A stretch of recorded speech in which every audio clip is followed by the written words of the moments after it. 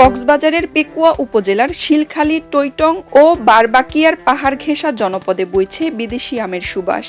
একসময় যেসব দুর্লভ জাতের আম কেবল ইন্টারনেটে বা শৌখিন বাগানীদের ডায়েরিতে দেখা যেত, এখন তা পেকুয়ার দিগন্তজোড়া বাগানে দৃশ্যমান। জাপানের বিশ্বখ্যাত মিয়াজাকি থেকে শুরু করে থাইল্যান্ডের কিং অব চাকাপাত সবই এখন শোভা পাচ্ছে স্থানীয় চাষিদের বাণিজ্যিক বাগানে।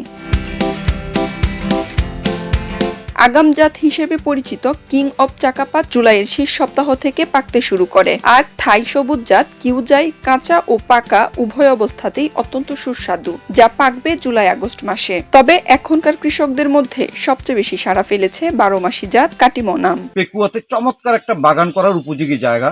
পেকুয়াতে আমরা দেখছি যেখানে পেকুয়ার মাটি এমন একটা মাটি, যা দিবেন তাই হচ্ছে। বিদেশি যে কোনো জাতের আম খুব সুন্দর মতো হচ্ছে, এবং আমি এমন একটা এই বাগানটাতেও প্রায় 6 ধরনের বিদেশি জাত আছে, যেমন কিং অফ চাকাপাত, তারপর মিয়াজাকি, কিউজাই, কাটিমন। এগুলো মানে প্রত্যেকটা গাছে সুন্দর ফল আছে, ফল আসছে, গুটি আসছে। দেখবেন আমার পাশে একটা কাটিমন জাতের গাছ আছে। এই যে এখন এই মুহূর্তে ফুল আছে আবার ফলও আছে, দেখেন। তো এই যে একটা বিপ্লব, কৃষির বিপ্লব, এটা যদি আপনার শুধু সদিচ্ছাটা থাকে আপনি এটা করতে পারবেন। কৃষি বিভাগের আশাবাদ পেকুয়া উপজেলা কৃষি সম্প্রসারণ কর্মকর্তা বলেন, এবছর উপজেলায় বাগান ও বাড়ির আঙিনা মিলিয়ে প্রায় 120 হেক্টর জমিতে আম চাষ হচ্ছে।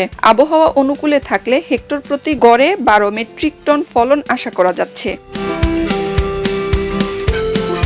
রমিজউদ্দিনের বাগানে গিয়ে দেখা যায় গাছ জুড়ে থোকা থোকা আম ঝুলছে। চলতি মৌসুমে বৃষ্টি না হওয়ায় অনেক গাছে পর্যাপ্ত মুকুল এলেও তা টিকেনি। মুকুল ঝরে পড়ে যাওয়ায় অধিকাংশ বাগানে ফলন কম হয়েছে। প্রতিকূল আবহাওয়ার মাঝেও যত্নশীল পরিচর্যার ফলে তার বাগানে ভালো ফলন হয়েছে বলে জানান রমিজউদ্দিন।